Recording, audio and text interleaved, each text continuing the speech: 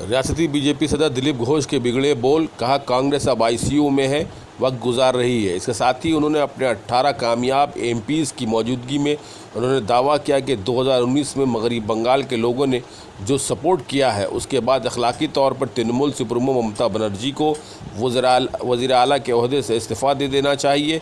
साथ ही दिलीप घोष ने आइंदा 2021 असेंबली इलेक्शन में भी मगरबी बंगाल से तृणमूल कांग्रेस की सफाया किए जाने का दावा पेश किया है। ख्याल है कि दिलीप घोष गुजरे पार्लिमानी इलेक्शन के पूरा होने के बाद आज अपने रियासती हेड ऑफिस पहुंचे थे, जहां ज़राए अबलाग के लोगों से वो रूबरू हुए। ফলাফল ঘোষিত হয়েছে, তাতে সাধারণ মানুষ বুঝিয়ে দিয়েছেন আরেকবার মোদী সরকার। এবং স্বাভাবিকভাবে পশ্চিমবঙ্গ ছিল এবারে নির্বাচনের সবচেয়ে আকর্ষণের কেন্দ্র। আমরা বলছি এবার কেন্দ্র পশ্চিমবঙ্গ।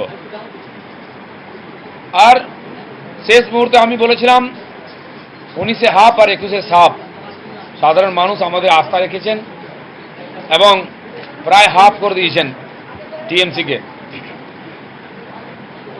আজকে আমরা বিভিন্ন জায়গায় নির্বাচনের ফলাফলে ছিলাম, তাই আজকে সম্মিলিত হয়েছি পার্টি অফিসে।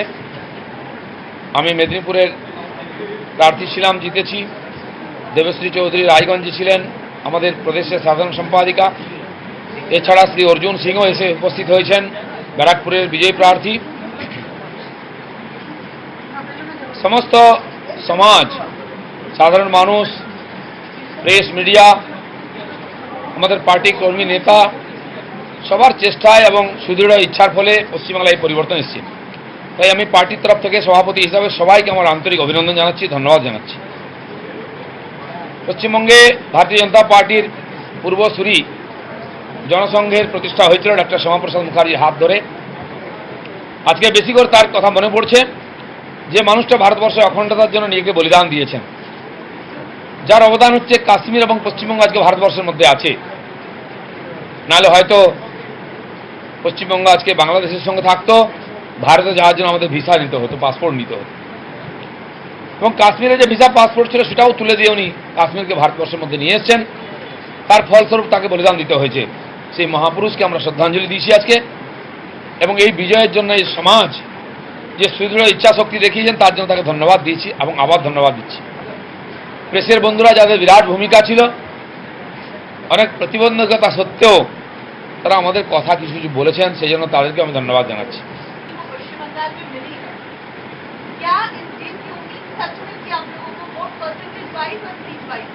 यहाँ मेरे कुछ मित्र बैठे हुए हैं।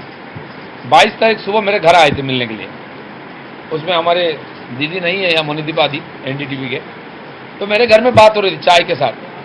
तो एक तो उन्होंने बोला कि आप इतने उम्मीद कैसे कर रहे हैं, मैंने समझाया उनको। लेकिन मैंने उनको बोला था कि एनडीए 350 पार, बीजेपी 300 पार, और हम कम से कम 20 सीट और उसके ऊपर जाएंगे। लगभग मेरी बात सही निकली है। इसलिए ये कोई हवा में बोलने वाला बात नहीं है। मैं आज नहीं बोला, मैं 1 साल से ये बात बोल रहा हूँ।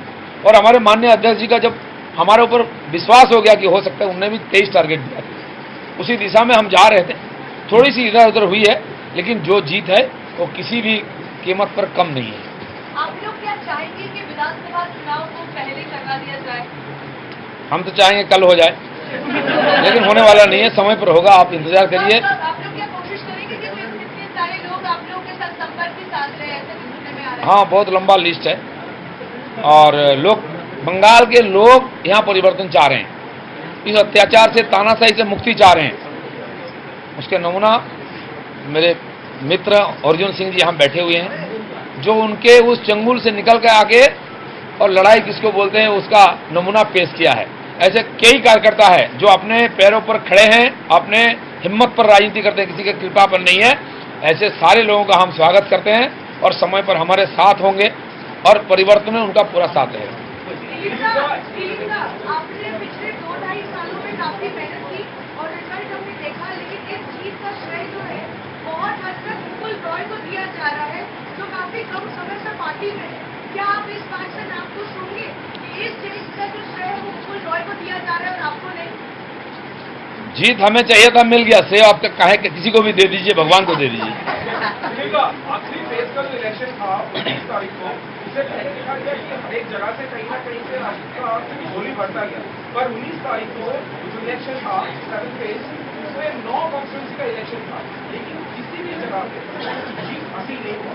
क्या ये अमित शाह जी का जो रोड शो, उसके बाद विद्यासागर का मूर्ति तोड़ना, कहीं ना कहीं लोगों ने ये काम किया, क्योंकि नॉर्थ कोलकाता वाला मथुरा को